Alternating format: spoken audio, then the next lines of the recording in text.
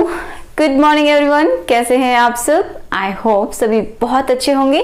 सो आज हम डिस्कस करने वाले हैं class 12 biology chapter number 6 that is molecular basis of inheritance. इसका लेक्चर नंबर आ गया है 16, वीडियो नंबर 16 तक हम पहुंच चुके हैं। तो आज हमें क्या करना है, प्रैक्टिस करने हैं एमसीक्यू, और मैं आप लोगों के लिए 20 एमसीक्यू लेके आई हूँ आज के लिए, एंड 20 हम कल प्रैक्टिस करेंगे। और मैं आपको बता देती हूँ कि कौन कौन से वीडियो से रिलेटेड होंगे। तो मेरा जो वीडियो नंबर 10, 11, 12, 13, 14, 15, तो जो 15 तक के जो लेक्चर्स हैं जो मैंने लिए हैं, तो उन्हीं से रिलेटेड होंगे ये सारे के सारे क्वेश्चन। उसी में से मैंने बनाया है, एनसीईआरटी बेस्ड क्वेश्चन होंगे, तो किसी भी कॉम्पिटिटिव एग्जाम के लिए ये बहुत अच्छे क्वेश्चंस होने वाले हैं। ठीक है, तो चलिए हम देख लेते हैं आज का lecture. So my name is Ekta and आपका हम सबका YouTube channel study with me. और मैंने आप लोगों को बोल रखा है, अगर आप लोग अच्छे से प्रैक्टिस करते हैं, मेरे साथ क्वेश्चन आंसर करने की कोशिश करते हैं, तो आप लोगों का नाम मैं नेक्स्ट वीडियो में अनाउंस करूंगी। ठीक है, तो चलिए मैंने यहाँ पे क्वेश्चंस लिख लिए हैं ताकि आपका टाइम वेस्ट ना हो। तो चलिए देखते हैं। RNA is the genetic material in, किसमें जेनेटिक मटेरियल होता है RNA? Tobacco mosaic virus, B option E coli, C QB bacteriophage, and D option है ए एंड सी बोथ। किसमें होता है जेनेटिक मटेरियल? तो ई कोलाई में तो नहीं होता है, आप सबको पता है। टोबैको मोजाइक वायरस, इसमें आरएनए जेनेटिक मटेरियल है, और क्यूबी बैक्टीरियोफाज, इसमें भी आरएनए जेनेटिक मटेरियल होता है। तो इसका ऑप्शन क्या हो जाएगा? ये दोनों ही सही है, तो इसका मतलब डी इसका ऑप्शन हो जाएगा, ए एंड सी बोथ। ठीक है, okay. Which is correct option? इसमें ये देखना है आपको कि इसमें करेक्ट कौन सा स्टेटमेंट है। ठीक है, तो इसमें genetic material should be able to generate its replica, की जो जेनेटिक मटेरियल है उसकी बात करें तो क्या वो अपनी रेप्लिका मतलब बना लेता है, उसको उसकी रेप्लिका बनानी चाहिए, ये सही है या फिर गलत है?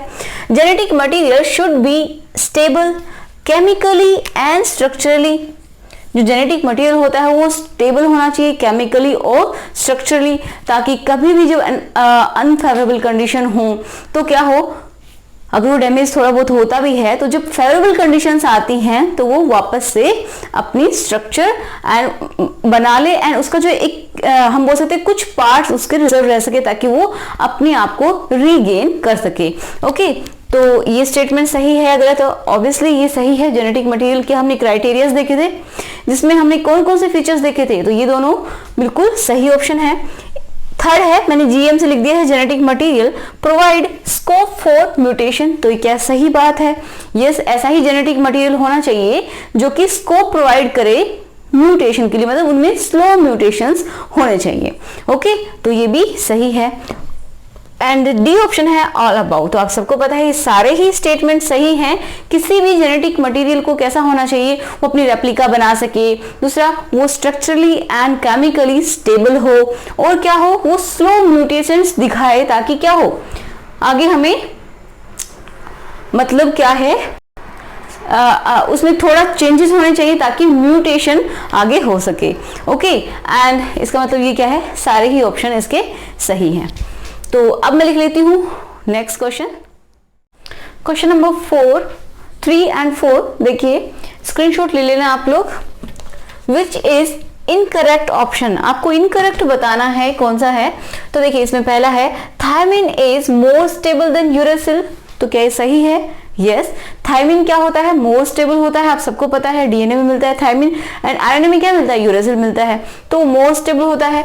DNA is more stable than RNA, तो आप बताइए क्या ये सही है? डीएनए स्टेबल होता है देन आरएनए।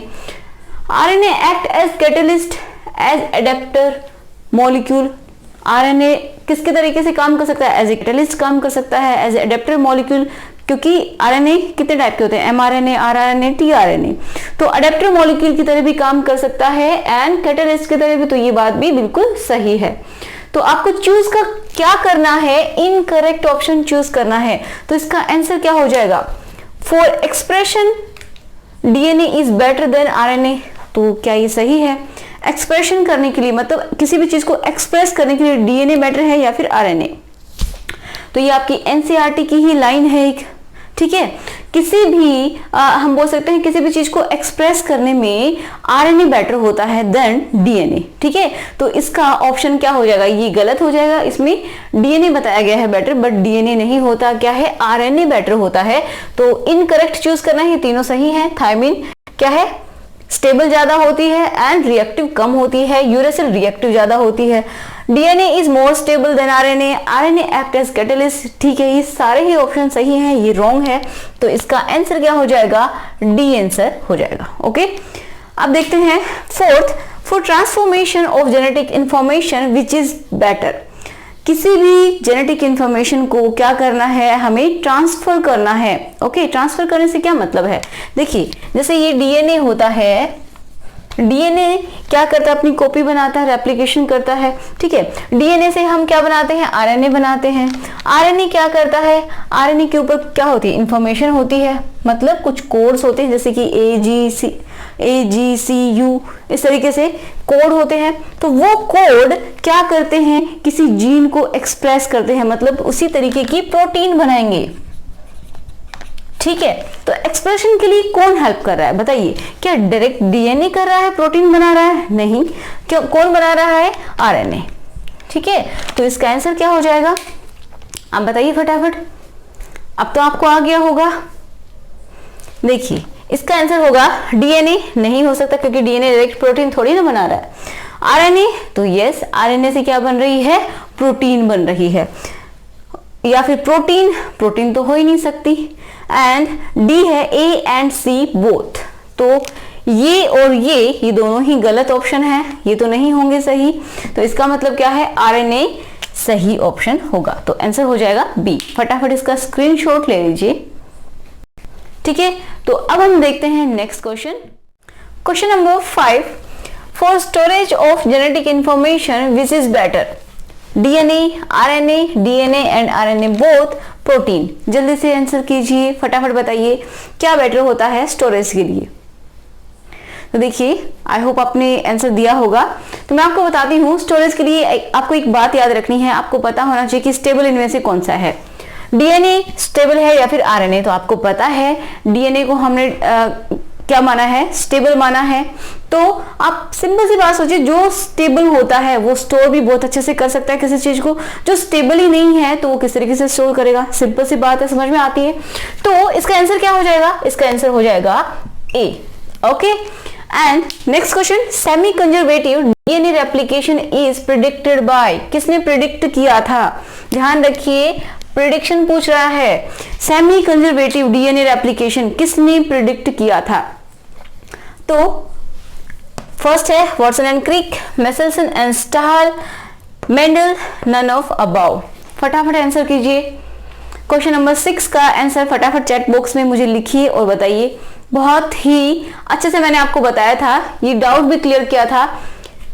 देखिए इसका आंसर होगा वाटसन एंड क्रिक, क्योंकि इन्होंने ही क्या किया था, जब देखो वाटसन एंड क्रिक ने क्या किया था, डबल हेलिक्स मॉडल दिया था, डीएनए डबल हेलिक्स मॉडल। उसी टाइम उन्होंने क्या कर दिया था, प्रिडिक्ट कर दिया था किसको, DNA semi conservative DNA replication को उन्होंने प्रिडिक्ट कर दिया था कि डीएनए जो है उसकी बेस पेयरिंग होती है, उसी तरीके से वो क्या करता है, एक उसका पुराना स्ट्रैंड होता है, एक उसका नया स्ट्रैंड बन जाता है। ओके, तो मतलब जो पुराना वाला है अपने आप को बचा के रखता है, उसी के ऊपर अपना न्यू स्ट्रैंड बनाता है। ठीक है, समझ में आता है।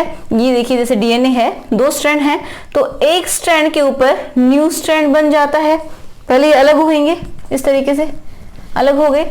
अब एक तो पुराना वाला स्ट्रैंड होगा, एक उसके ऊपर ही दूसरा नया स्ट्रैंड बन जाएगा। तो इसी को बोलते हैं सेमी कंजर्वेटिव डीएनए रेप्लिकेशन। ये प्रिडिक्ट कर दिया था किसने, वाटसन एंड क्रिक ने। ओके, तो समझ में आ गया होगा। अब हम चलते हैं नेक्स्ट क्वेश्चन नंबर 7, आप स्क्रीनशॉट ले लीजिए। Question number 7, experimental proof of semi conservative DNA replication was given by, किसने दिया था experimental proof of semi conservative DNA replication. तो हमने बताया कि जो उसका प्रेडिक्शन था वो किसने किया था, वाटसन एंड क्रिक ने किया था। एंड एक्सपेरिमेंटल प्रूफ किसने दिया था, तो हमने एक्सपेरिमेंट करके देखा था, किसने, मेसेल्सन एंड स्टाहल ने। ओके, तो ये आपको याद होना चाहिए नाम। उसके बाद हम देखते हैं according to Michelson and Stahl experiment, if E. coli was allowed to grow 40 minutes, उसका एक्सपेरिमेंट मैंने करवाया था, अच्छे से करवाया था डिटेल में, then what would be the ratio of light and hybrid densities of DNA molecule? अगर क्वेश्चन पूछा जाएगा तो इसी तरीके से आएगा इसके ऊपर, ठीक है। थोड़ा वो चेंजेस हो सकते हैं इसमें, बाकी क्वेश्चन इसी तरीके से बनेगा। इसमें पूछा क्या गया है कि उन्होंने ई कोलाई पे काम किया था, आपको पता है Michelson एंड Stahl, जब हमने एक्सपेरिमेंट पढ़ा उसमें हमने देखा था कि ई कोलाई के ऊपर काम किया था। उन्होंने पहले ई कोलाई को ग्रो करवाया था कौन से मीडियम में, NH4Cl अमोनियम क्लोराइड के मीडियम में, जिसमें शुरुआत में नॉर्मल नाइट्रोजन था, ठीक है। उसके स्टार्टिंग में उन्होंने 15 मतलब हैवी नाइट्रोजन का जो आइसोटोप होता है उसके ऊपर इस मीडियम में ग्रो करवाया। उसके बाद उन्होंने उसके डीएनए को देखा, तो क्या हो गया, बहुत सारी जनरेशंस तक उन्होंने ऐसा करवाया था। तो हमें पता है कि दोनों ही क्या आ गए थे, N15 दोनों ही स्ट्रैंड के ऊपर N15 प्रेजेंट था, ओके। अब फिर उन्होंने क्या किया, उन्होंने बार बार किसके ऊपर ग्रो करवाया था, कौन से मीडियम पे, NH4Cl, जो कि नाइट्रोजन कौन सा है उसमें 14, जो नॉर्मल वाला नाइट्रोजन है, मतलब लाइट वाला नाइट्रोजन है, ओके। तो फिर उन्होंने क्या बोला कि उसके मतलब इस टाइम उनको कैसा मिला, इस टाइम उनको जो ई कोलाई था उसका डीएनए जब उन्होंने ऑब्जर्व करके देखा सेंट्रीफ्यूज में, तो उनको कैसा दिखाई दिया कि एक तो जो स्ट्रैंड है वो किस तरीके का है, जैसे ये डिवाइड करेगा किस तरीके से, एक तो पुराने वाला होगा, एक न्यू वाला होगा, ओके। तो पुराना कौन सा है, N15, ठीक है। इन दोनों के ऊपर क्या बनेंगे, न्यू स्ट्रैंड बन जाएंगे, N14। तो हमें क्या बताना है कि ई कोलाई मतलब अगर हम 40 मिनट्स के लिए उनको ग्रो करते हैं तो आपको पता है कि उसका डिवीजन का जो टाइम होता है, मतलब कितने टाइम में वो डिवाइड कर जाती है सेल ई कोलाई की, तो वो होती है 20 मिनट्स में एक बार डिवाइड कर जाती है। तो यहाँ पे हम देखें तो इन्होंने एक बार डिवाइड कर दिया, तो ये क्या बन गए, ठीक है। आपको आंसर ढूंढना है, उसके बाद मैं बताऊंगी। फिर 20 मिनट के लिए किया तो ये बन गया। उसके बाद इन्होंने फिर से 20 मिनट किया, क्योंकि क्या चाहिए 40 मिनट, तो टोटल यहाँ पे 40 मिनट हो जाएगा। फिर ये ग्रो करवाएगा तो क्या करेगा, पहले इन दोनों को हम अलग अलग करेंगे,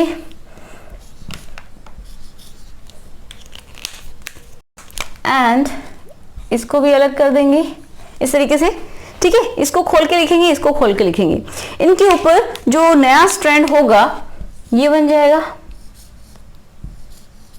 अब आप बताएंगे कि इसमें से हाइब्रिड एंड लाइट जो डीएनए है उसका रेशियो क्या होगा, हाइब्रिड एंड लाइट का रेशियो क्या होगा। लाइट कौन सा होगा, जिसमें दोनों ही स्ट्रैंड N14 हो, ठीक है। इसमें 14 and 15 है, 14 and 15, इसमें 14, इसमें 15 and 14। तो आप बताइए जिसमें ये दोनों ही प्रेजेंट हो, जैसे एक तो क्या हो 15 का स्ट्रैंड हो, एक 14 का स्ट्रैंड, तो क्या हो जाएगा, हाइब्रिड। ये भी हाइब्रिड, ये कैसा है, लाइट। तो इनका रेशियो क्या है, 40 मिनट के बाद देख रहे हैं ना, तो इनका रेशियो क्या होगा, तो हाइब्रिड एंड लाइट का रेशियो क्या हो जाएगा, 1:1, ठीक है। बराबर का रेशियो है, दो ही क्या बचे हैं, अगर हमारे पास टोटल 4 हैं तो ये इक्वल अमाउंट में हैं, तो इनका रेशियो क्या हो जाएगा, इसका आंसर होगा सी, 1:1, okay.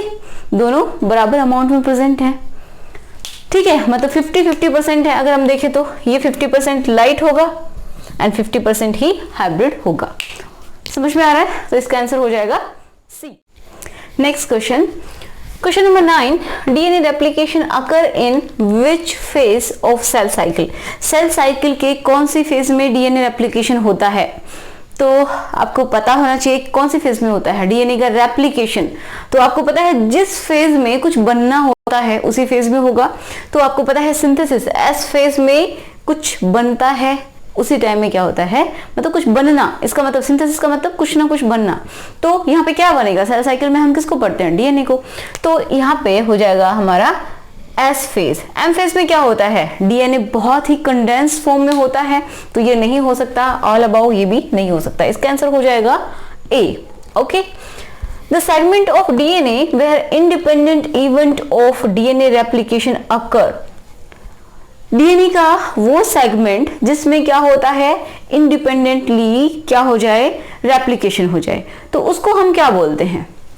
Option A replicon, B transcription unit, C origin and D है टर्मिनस। तो बताइए, फटाफट आंसर कीजिए, मुझे चैट बॉक्स में फटाफट लिख के बताइए क्या होगा इसका आंसर। चलिए हम देखते हैं। देखिए ये डीएनए होता है, ठीक है, 2.2 मीटर का हमारा डीएनए है। तो इसमें मैंने क्या बताया था, कुछ सेगमेंट्स होते हैं डीएनए के जो कि कैसे होते हैं, कुछ तो बहुत ज्यादा कॉइल्ड होते हैं, कुछ थोड़े से लूजली पैक्ड होते हैं। ओके, तो वो सेगमेंट ऑफ डीएनए जो कि क्या हो, आपको पता है यूक्रोमेटिन उसको बोलते हैं जो लूजली पैक्ड है, जो बहुत ही हम बोल सकते हैं यूक्रोमेटिन से ज्यादा जो कंडेंस होता है उसको हम हेटेरोक्रोमेटिन बोलते हैं। तो यूक्रोमेटिन में भी मतलब डीएनए का रेप्लिकेशन कंप्लीट का होता है। ओके, तो कुछ ऐसे सेगमेंट ऑफ डीएनए मिलते हैं जिनमें इंडिपेंडेंटली रेप्लिकेशन होता है, कि मतलब इतने से पार्ट का रेप्लिकेशन हो गया, फिर आगे कुछ टाइम के बाद दूसरे पार्ट का रेप्लिकेशन हो गया, इस तरीके से कंप्लीट डीएनए का रेप्लिकेशन होता है। तो उसका नाम बताना है आपको क्या है। तो जैसे कि ये है एक छोटा सा सेगमेंट ऑफ डीएनए जिसका क्या होना है, रेप्लिकेशन होना है, तो ये क्या होगा, रेप्लिकोन। हम क्या बोलेंगे इसको, रेप्लिकोन। इसका कंप्लीट का क्या होगा, डीएनए का रेप्लिकेशन होगा। तो इसका आंसर हो जाएगा ये रेप्लिकोन। ओके, अब देखिए substrate for DNA replication choose incorrect. इनमें देखिए ओरिजिन नहीं हो सकता, टर्मिनस नहीं हो सकता, ये तो एक किसका ही पार्ट है, रेप्लिकोन का ही तो पार्ट है। एक रेप्लिकोन क्या होता है, इसमें दो टर्मिनस हैं, ठीक है, यानी बीच में जहां से डीएनए ओपन होता है, इस तरीके से हमने बताया था, जहां से डीएनए ओपन होता है स्टार्टिंग में, यहीं से स्टार्ट हो जाती है डीएनए की रेप्लिकेशन। तो ये क्या होता है, रेप्लिकेशन फोर्क, हाफ में पढ़ते हैं हम लोग। तो ये दो टर्मिनस एंड एक ओरिजिन से मिलके बनता है रेप्लिकोन। समझ में आ गया होगा, अगर आपने मेरे लेक्चर्स देखे होंगे तो बहुत अच्छे से समझ में आ चुका होगा। नेक्स्ट क्वेश्चन है substrate for DNA replication choose incorrect. इसमें इनकरेक्ट आपको देखना है, ऑप्शन चूज करना है सबस्ट्रेट जिससे कि हमें एनर्जी मिलती है, हमें नहीं। डीएनए रेप्लिकेशन में जब डीएनए का रेप्लिकेशन होता है उस टाइम में एनर्जी चाहिए, हाइड्रोजन जो बॉन्ड्स होते हैं इनके बीच में, ए के बीच में, टी के बीच में, ठीक है, दो स्ट्रैंड है, तो इस तरीके से इनमें बॉन्डिंग होती है हाइड्रोजन की, इन नाइट्रोजनस जो बेसिस होते हैं पेयरिंग होती है जी सी। तो इनके जो बॉन्ड को ब्रेक करने के लिए एनर्जी चाहिए, वो कहां से मिलती है, तो उसी को बोलते हैं सबस्ट्रेट काम में आता है। कौन आता है, deoxy ATP, deoxy GTP. ATP का मतलब क्या है, एडेनोसिन ट्राइफॉस्फेट, जीटीपी डीऑक्सी लगाया है, इसका मतलब क्या होगा, उसके अंदर डीऑक्सी राइबोज शुगर प्रेजेंट होगी, deoxy GTP, ATP, deoxy CTP. तो आपको पता है कि डीएनए में क्या मिलता है, डीऑक्सी राइबोज शुगर मिलती है, ये होती है डीऑक्सी राइबोज शुगर। इसकी सेकंड कार्बन पे, जो सेकंड कार्बन है यहाँ पे क्या प्रेजेंट होता है, हाइड्रोजन प्रेजेंट होता है, OH नहीं होता है, ठीक है, ऑक्सीजन यहाँ से रिमूव हो जाती है, एंड यहाँ पे पी पी पी, एंड यहाँ चाहे आप C जोड़ दोगे तो क्या बन जाएगा, CTP, यहाँ पे G जोड़ दोगे तो क्या हो जाएगा, GTP। ओके, इसी तरीके से CTP, GTP, ATP, यहाँ पे कुछ भी आप नाइट्रोजनस बेसिस जोड़ेंगे एंड वही ये बन जाएगा। तो सबस्ट्रेट जब इसके ये टूटते हैं, दो फॉस्फेट जब निकल जाएंगे तो एनर्जी रिलीज होती है, बार बार मैंने बताया है, तो ये काम में आती है इन बॉन्ड्स को ब्रेक करने में, ठीक है। तो कौन सा होगा बताइए, फटाफट बताइए। तो आपको पता है डीऑक्सी ही काम में आता है, क्योंकि ये न्यूक्लियोटाइड है, इसी को काम में लिया जाता है। डीएनए में डीऑक्सी राइबोज शुगर ली जाती है, एंड आरएनए में कौन सी ली जाती है, राइबोज शुगर, जहां पे OH प्रेजेंट होगा, अगर आरएनए की बात करेंगे तो, ठीक है। तो इनकी जो पॉलीमर चेन बनती है तभी तो डीएनए बनता है। चलिए अब देखते हैं इसमें कौन सा आंसर होगा, हमें इनकरेक्ट चूज करना है। तो ये सही है, ये भी काम में आता है, ये भी काम में आता है, एटीपी एडेनोसिन ट्राइफॉस्फेट, तो ये रॉन्ग आंसर है एक तरीके से, तो एंड ये भी सही है। तो इसका आंसर क्या हो जाएगा, हमें इनकरेक्ट ही देखना है, तो इसका आंसर हो जाएगा सी। ठीक है, तो आप स्क्रीनशॉट ले लीजिए। Question number 12, choose incorrect statement for DNA polymerase. DNA polymerase या फिर हम इसको क्या बोल सकते हैं, डीएनए डिपेंडेंट डीएनए पॉलीमरेज। इसका इनकरेक्ट ऑप्शन आपको चूज करना है। इसमें से मतलब कौन सा सही नहीं है, इसके लिए जो बात हम बोलने वाले हैं। पहला है पॉलीमराइज इन 5' to 3' डायरेक्शन, कि मतलब जो डीएनए पॉलीमरेज है एंजाइम, वो 5' से 3' डायरेक्शन में क्या करता है, पॉलीमराइजेशन करता है, मतलब न्यूक्लियोटाइड्स को ऐड करता जाता है। तो यस, ये सही बात है। Needs primer to start work, आपको पता है ये इसकी कंडीशन है कि प्राइमर रिक्वायर होता है इसका काम करने के लिए। Proof reading in 3' to 5' direction. Proof reading means क्या होता है कि 5' to 3' डायरेक्शन में ये क्या करता है, ये ऐड करता जाता है। एंड उल्टा ये भी देख जाता है, मतलब रिवर्स ये क्या देखता है, 3' to 5' डायरेक्शन में क्या देखता है, प्रूफ रीडिंग की कुछ मैंने गलत तो नहीं जोड़ दिया। ठीक है, गलत न्यूक्लियोटाइड तो नहीं ऐड हो गया है, तो ये उसको भी चेक करता है, तो इसको बोलते हैं प्रूफ रीडिंग। लास्ट है polymerise in both direction 3' and 5' direction. मतलब क्या ऐसा भी सही हो सकता है कि ये 3' to 5' डायरेक्शन में भी क्या करे, ऐड करे न्यूक्लियोटाइड को, and 3' to 5' and 5' to 3' both direction में भी क्या ऐड कर सकता है। तो कौन सा स्टेटमेंट सही होगा, इनकरेक्ट कौन सा होगा। तो कौन कौन से सही है, ये भी सही है, ये भी सही है, ये भी सही है, ये गलत है। तो हमें यही चूज करना पड़ेगा कि ये दोनों डायरेक्शन में क्या नहीं कर सकता, पॉलीमराइज नहीं कर सकता। 5' to 3' डायरेक्शन में ही ये पॉलीमराइजेशन करता है, मतलब न्यूक्लियोटाइड्स को ऐड करता जाता है। नेक्स्ट क्वेश्चन है enzyme required to form primer. जो प्राइमर बनता है, जब डीएनए से हम क्या बनाते हैं, डीएनए बनाते हैं, तो प्राइमर बनाना पड़ता है। तो कौन सा एंजाइम है जो कि प्राइमर बनाता है, मतलब डीएनए से। ठीक है, इसका जब हम रेप्लिकेशन करते हैं तो सबसे पहले आरएनए का एक टुकड़ा बनता है, वो कौन बनाता है, जिसको हम प्राइमर बोल रहे हैं, कौन बनाता है, डीएनए पॉलीमरेज बनाता है, या फिर आरएनए पॉलीमरेज बनाता है, या फिर प्राइमेज बनाता है, या फिर लाइगेज बनाता है, बताइए। तो आपको पता है प्राइमेज बनाता है एक छोटा सा टुकड़ा आरएनए का, उसके बाद डीएनए बनना शुरू होता है। ठीक है, तो आप स्क्रीनशॉट ले सकते हैं। Next question number 14, the replication occur within a small opening of DNA helix referred to as। देखिए डीएनए के एक छोटे से पार्ट जहां पे ओपनिंग होती है, मतलब खुलता है जहां से डीएनए, उसको हम क्या बोलते हैं। तो हम इतना पढ़ते हैं, आपको मैं थोड़ी सी हिंट दे देती हूँ, हाफ को पढ़ते हैं, तो इसको हम क्या बोलते हैं बताइए। रेप्लिकेशन फोर्क, टेम्पलेट, रेप्लिकोन और अबव। तो इसको हम क्या बोलेंगे, जहां से ओपनिंग होती है, जिस जगह से ओपनिंग होती है उसको हम क्या बोलते हैं, रेप्लिकेशन फोर्क। ठीक है, रेप्लिकेशन फोर्क बना लेता है ऐसे खुल के, रेप्लिकेशन फोर्क इसको हम बोलेंगे। ओके, टेम्पलेट तो नहीं हो सकता, टेम्पलेट तो वो जगह होती है जहां से रेप्लिकेशन स्टार्ट होता है, मतलब जिस टेम्पलेट का कॉम्प्लीमेंट्री बनाते हैं। रेप्लिकोन तो कंप्लीट जो स्ट्रक्चर होगी उसी को हम बोल देंगे, जैसे ये है। ऑल अबाउट ये भी रॉन्ग है। ठीक है, समझ में आ गया। Next question, during DNA replication small discontinuously synthesized fragments are later sealed by the enzyme. देखिए क्वेश्चन को ध्यान से पढ़िए, ये बिल्कुल मैंने एनसीईआरटी की ही लाइन से क्वेश्चन बनाया है।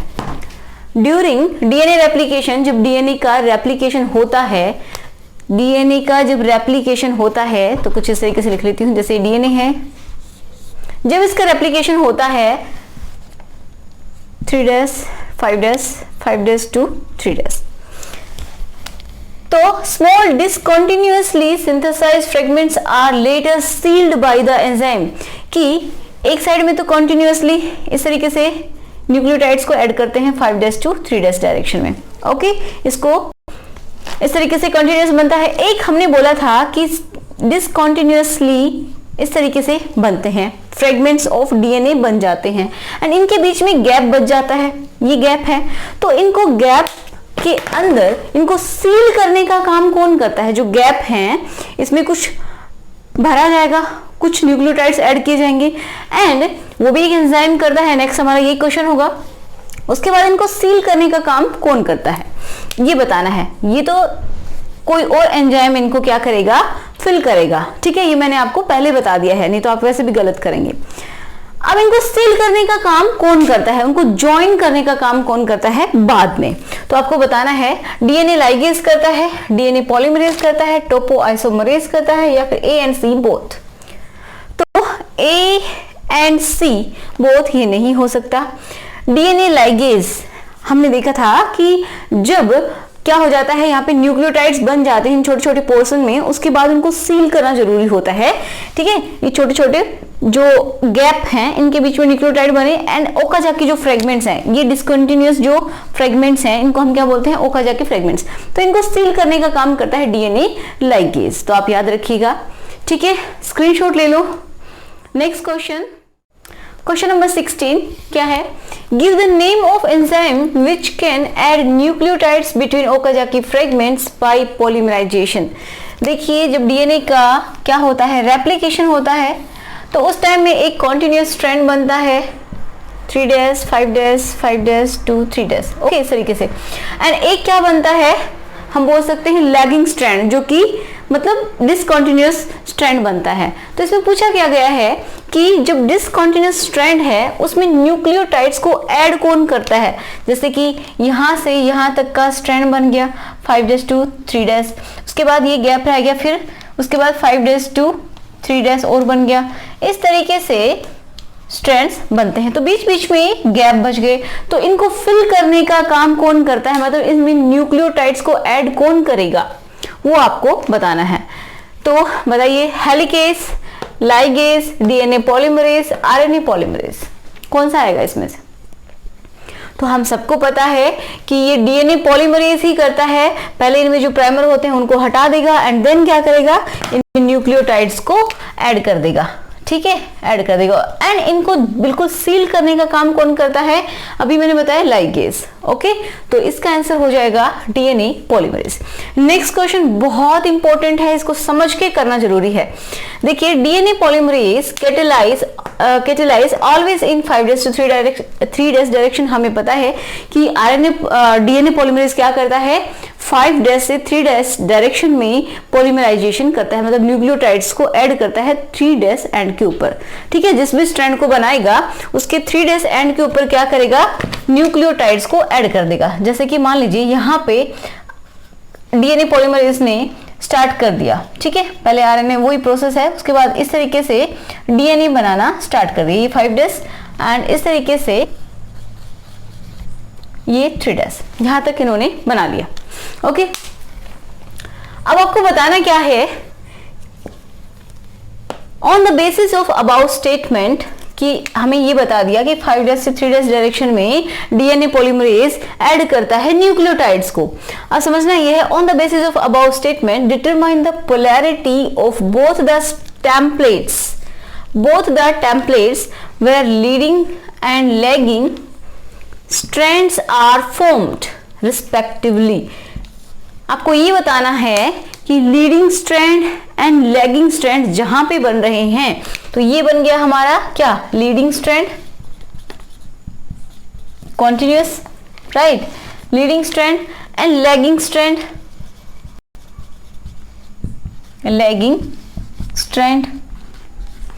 ये बन गया।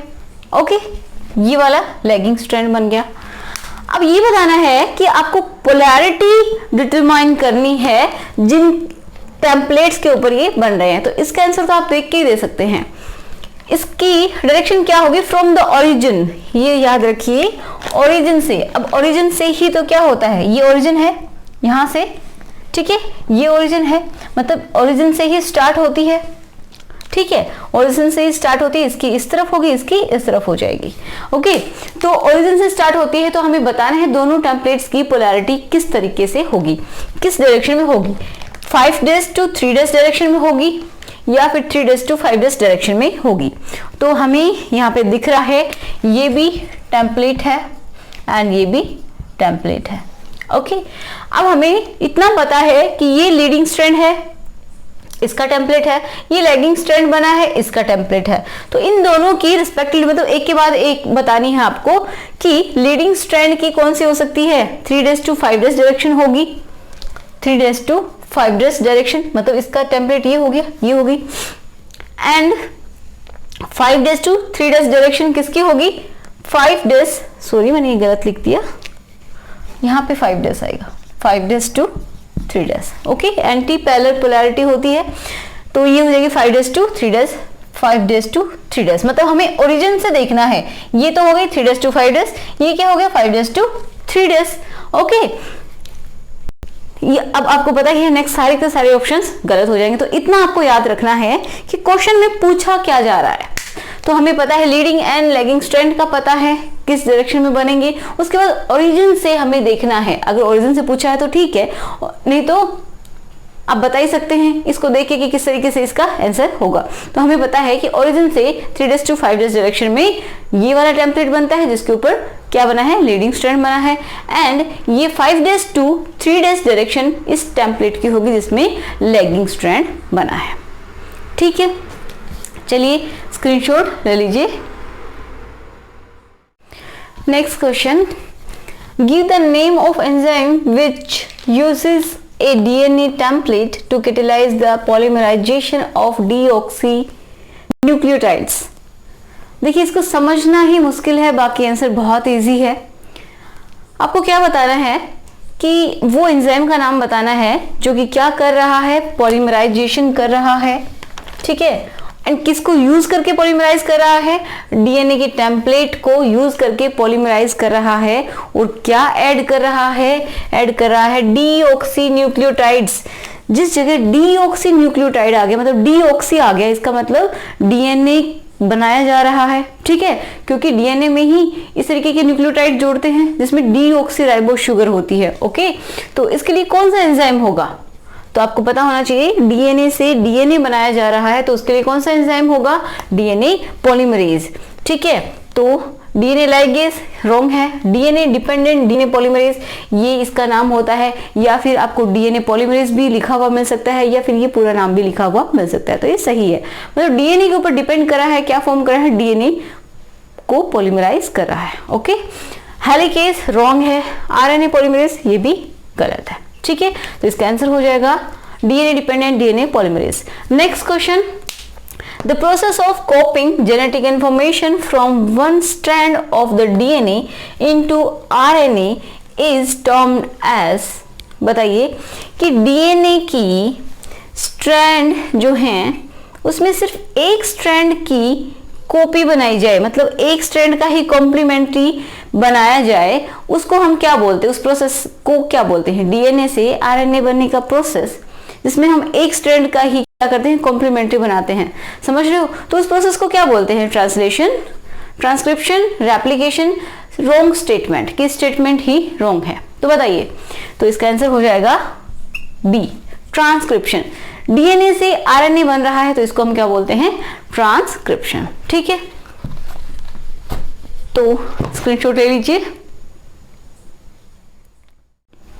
नेक्स्ट एंड लास्ट क्वेश्चन देखिए, main enzyme for transcription in prokaryotes.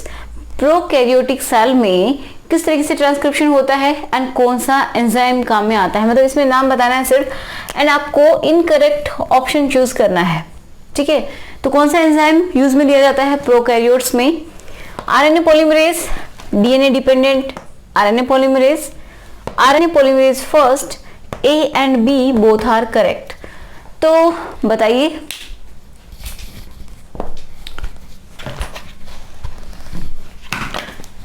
बताइए। तो आपको पता है आरएनए पॉलीमरेज ही होता है जो कि क्या करता है, आरएनए बनाता है किससे, डीएनए से। डीएनए से